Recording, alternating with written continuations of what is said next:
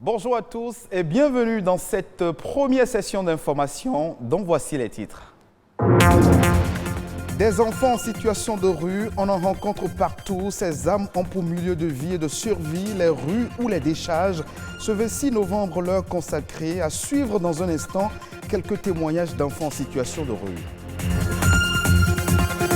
Les aides-soignants sont un maillon essentiel de la chaîne sanitaire. Ce 26 novembre leur dédié, une manière de leur rendre hommage.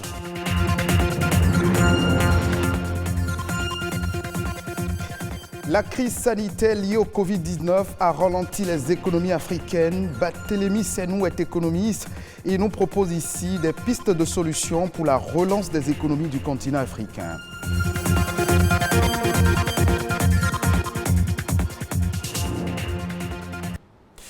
Il n'est pas rare de trouver des enfants déambulés dans la rue. Des millions d'enfants y vivent et y travaillent. Ils sont soit des enfants abandonnés, soit des orphelins. Le 26 novembre de chaque année, l'ONU rappelle que ces âmes vulnérables ont des droits qu'il faut respecter. Une équipe de notre rédaction en a rencontré quelques-uns dans une structure de réinsertion socio-professionnelle. Rodrigue Bababito, Fleury Dovonou et Jules Akweikou. Je refusais en ce temps que je ne veux pas, carrément que je ne veux pas rester avec mon père. Donc à cause de ça, j'ai encore fui mon père. Le temps se fait très dur quand il parle de son père. C'est à ses 6 ans que ce jeune garçon quitte le domicile parental pour la rue à la recherche de l'amour maternel. Avant, j'étais avec mon père et ma mère. Et à un moment donné, c'est pas ce qui s'est arrivé. Ma mère, mon père et elle se sont battus. Et elle a quitté la maison. Donc, elle disait que j'irai la trouver quoi. Mais cet amour recherché ne va pas se laisser trouver. Il laisse place à une dose de souffrance prématurée. Je vivais dans le marché Wandoa Porte-Nouveau. Je commandais à les bonnes dames, je ramassais les affaires. S'ils achètent, certains j'achète, je peux transporter ça. Il y a un temps, on commence par dormir dans le vent ici. Et très tôt le matin, on cherche des ferrailles. Si on trouve les choses de quelqu'un, on le prend. Seulement, on vole, on vendait pour manger. Si quelqu'un me jette cruel, j'avais tout le temps envie de me battre. Dans ce foyer où les enfants en situation de rue sont recueillis, cette histoire est presque commune. La plupart du temps, ceux qui sont dans la rue, ils sont soit dans les marchés pour aider les bonnes dames de quoi trouver quelques sous pour régler leurs besoins. Et soit ils sont sur les dépotoirs d'ordures à chercher de la ferraille à vendre. C'est leur principale activité d'ailleurs. Et ce qu'ils font pour vraiment trouver de quoi subvenir à leurs besoins. C'est les enfants qui n'ont pas appris aussi à se pardonner. Et c'est de l'agressivité qui les caractérise. Le foyer va périodiquement à la quête de ces mineurs qui ont pour milieu de vie et de survie les rues, avec pour seul but leur donner un projet de vie et les réintégrer dans leurs différentes familles. Malheureusement, le processus de réintégration familiale ne se déroule pas toujours comme convenu.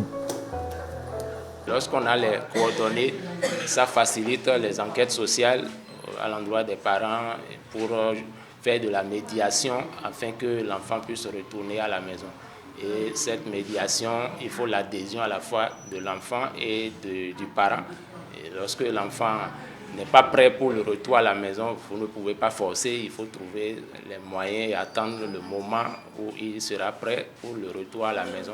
Sinon, vous forcez, il retourne à la maison, il fugue à nouveau. L'idéal, c'est que les parents jouent véritablement leur rôle et prennent leurs responsabilités pour qu'on n'ait pas les enfants dans la rue.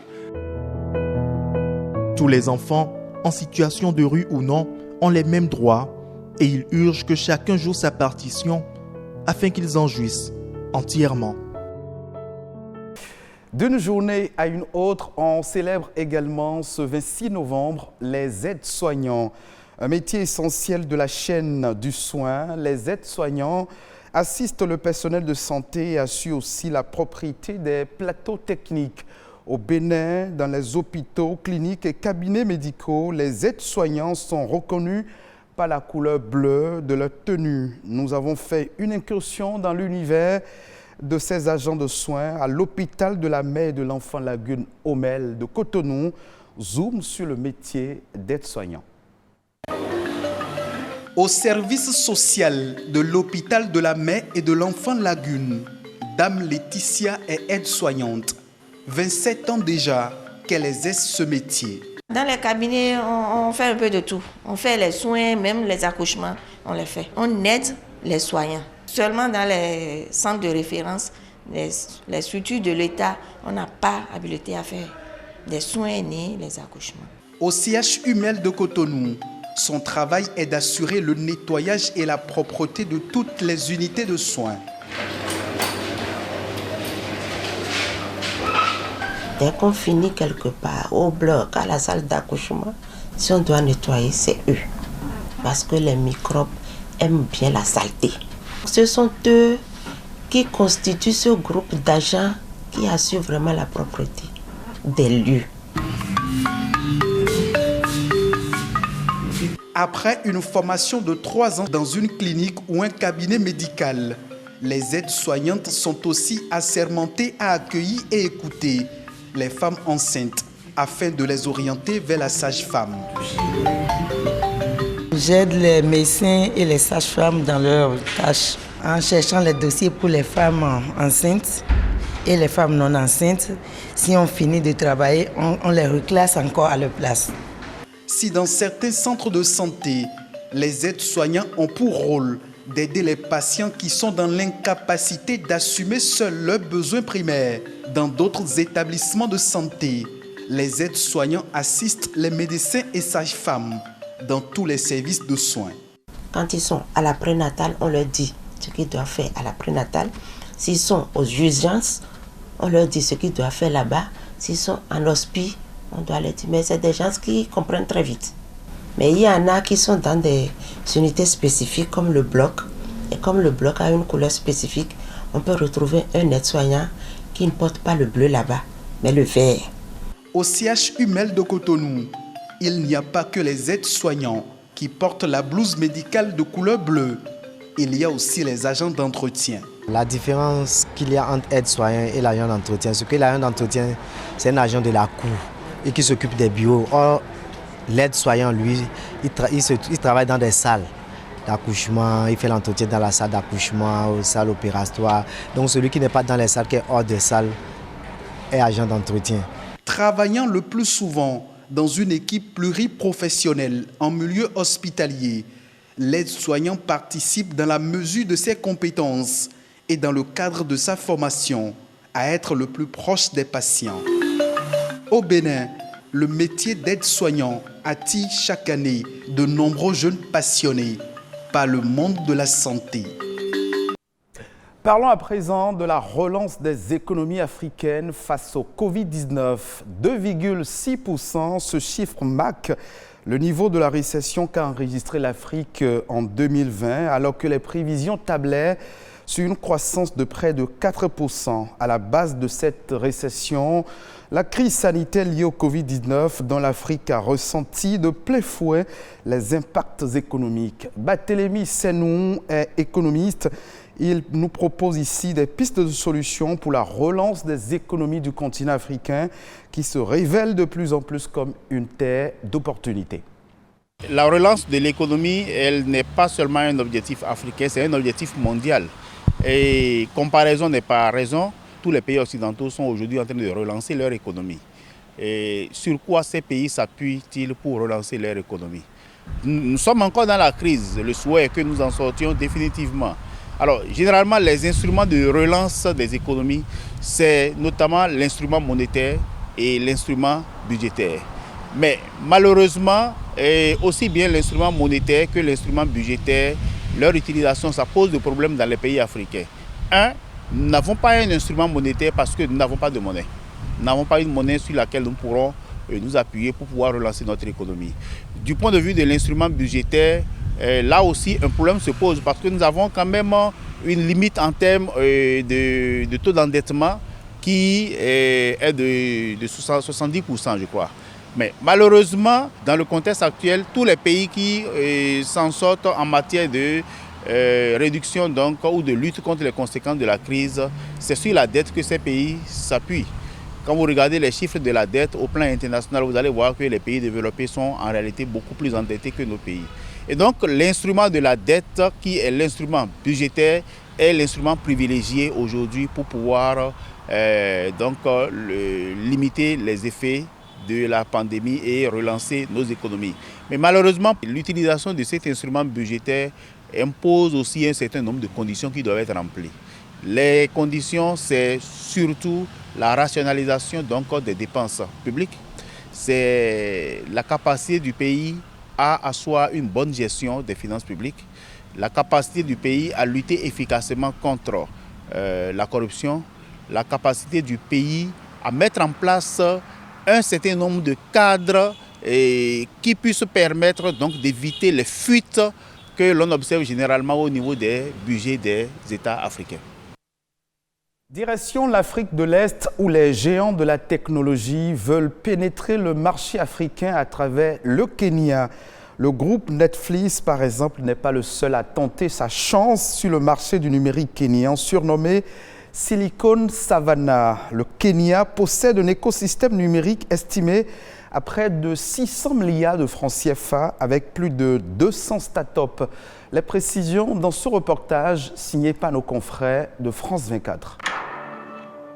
Billy se connecte gratuitement à Netflix depuis 2 jours. Le service de VOD offre la possibilité de visionner des vidéos sans payer. L'objectif, attirer de nouveaux clients kenyans. J'ai décidé de télécharger l'application pour voir comment sont les documentaires sur Netflix. Ils vous proposent de passer à la version supérieure si vous voulez regarder plus que les seuls documentaires qu'ils proposent. Environ 22 millions de Kenyans utilisent Internet, dont 97% via leur téléphone portable, faisant du pays un marché prometteur. Les géants de la technologie comme Facebook et Microsoft s'y sont installés. Il y a quelques années, vous ne pouviez convaincre ni Facebook ni Google de s'implanter en Afrique. Jusqu'à ce que nous commencions à investir dans les infrastructures et qu'ils y voient un marché. Vous voyez, ils ne font que suivre le marché. Les entreprises veulent aussi accroître leur influence dans le domaine de la formation en créant des écoles privées. Le but est de former les jeunes Kenyans aux dernières technologies comme s'ils étudiaient dans la Silicon Valley.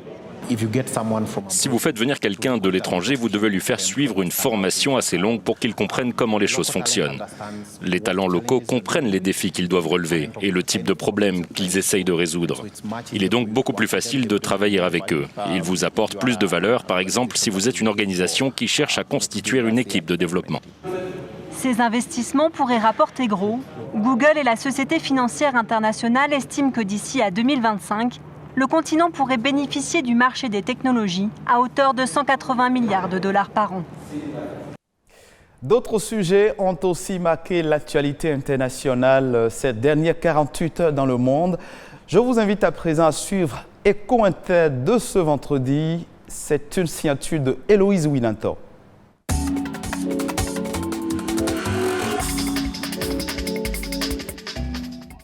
L'Afrique du Sud s'apprête à lancer sa monnaie virtuelle, une petite révolution qui pourrait transformer le monde de la banque.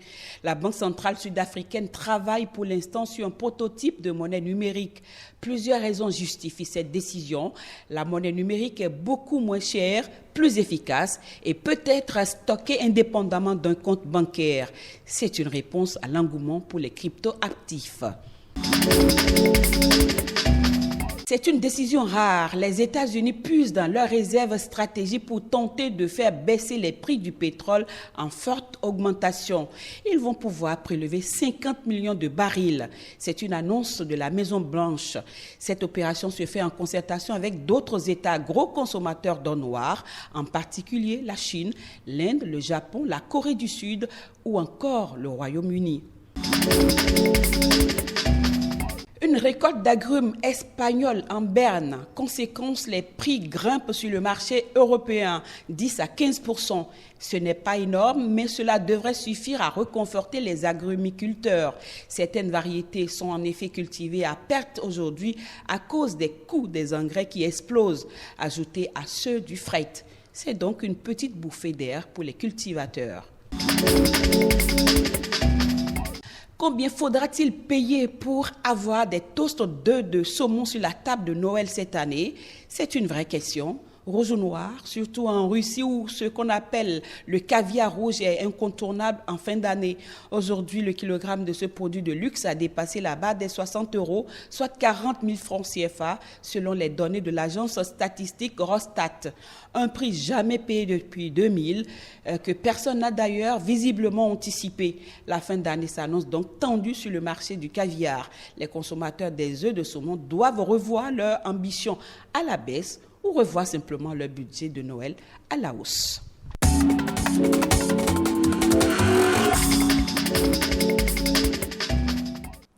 C'est sur ce condensé de l'actualité au plan international que se referme le 12h45 de ce vendredi, que vous pouvez revoir sur le www.ortb.bj. Merci de votre fidélité.